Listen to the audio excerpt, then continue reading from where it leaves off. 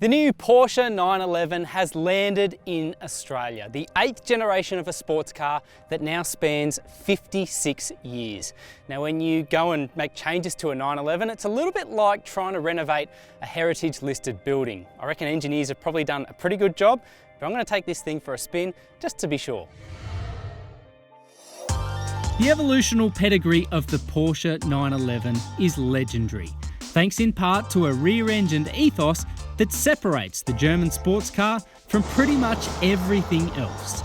For the 8th instalment, Porsche has gone all out. Not that you can particularly tell on face value. The obvious change is that the 992 is faster, courtesy of new symmetrical turbochargers and tweaks to the 3-litre turbo flat 6. First impression is that it feels like a 911, and that's probably the biggest praise that you could heap on the 992. The steering, for one, is spot on. It wasn't that it was bad in the 991, but now it's just got that crispness and that real organic feel to it. It's sharp enough on turn-in, and yet it's not darty in any way, and that's a really, really hard balance to strike. This car's ride is as good as any 911 that I've ever sampled. And I think there's been a huge leap forward in terms of noise suppression. You're no longer getting that ever-present tyre roar behind your head. It's now a lot quieter inside the cabin. The improvements aren't by coincidence. The 992 sits on a wider footprint, has active engine mounts, and is stiffer than its predecessor. As for the powertrain, it has been massaged to produce more power and torque. While Carerra S and Carerra 4S share the same outputs, it is the all-wheel drive version that really exploits that drive out of corners.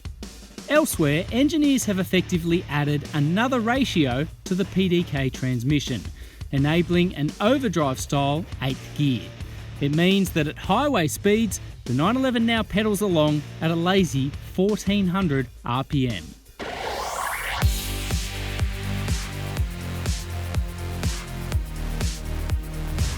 When you do up the ante, it's hard not to be blown away by the 911's potential. Remember, this is essentially the base model car, or one step up from the base model Carrera, and it's incredible. This is the same car that I was just praising for its on-road ability, yet it has 331 kilowatts.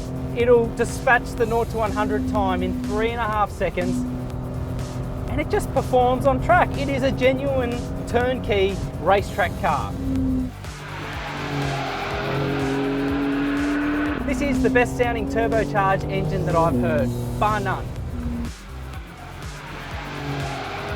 Elsewhere, the 911 is on point. The gearbox, super sharp. It has this uncanny ability to read what the driver wants. But the biggest thing with the 911, thanks to that rear engine ethos, is the mechanical grip that's on offer. It is really hard to unseat this car into a bend. I mean, you really got to be ham-fisted with the controls to get it to step out. But even when it does, it's not unsavable or scary or anything else. This thing is the consummate sports car. It does everything well. The 8-speed PDK will eventually be joined by a manual transmission later this year, along with a regular Carrera base model. Beyond that, you can expect the usual onslaught of GT and turbo cars. And given the performance on offer here, that's a mouth-watering prospect. Now, arguably the biggest development of the 992 is yet to come. Under the skin, wedged between the gearbox casing, is space for a disc-shaped electric motor. Yep, the 911 is going hybrid, and you can only imagine the sort of gains that that's going to bring to performance. Until then though, this is undoubtedly the best version of the 911 we've come across. This car really does get better with age.